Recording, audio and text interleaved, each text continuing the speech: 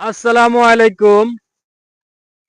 সুপ্রিয় দর্শক, আমরা এখন আছি কুমিল্লা জেলায় নাঙ্গলকোট উপজেলা জোড্ডা পশ্চিম ইউনিয়নে করপাদি গ্রামের আলিপুকুর পাড়ে। আলিপুকুরটা বিশাল বড়, এটা মাছ চাষের উপযোগী। এখানে মাছ চাষ করা হবে। কেউ যদি লিজ নিতে ইচ্ছুক হন, আমাদের সাথে যোগাযোগ করবেন। দূরে কিংবা কাছে কেউ যদি থাকেন, এখানে আমার পেজে কমেন্ট বক্সে ইনবক্সে মেসেজ দিবেন। আশা করি এখান থেকে লাভজনক কিছু আসবে, ভালো কিছুই আসবে ইনশাল্লাহ।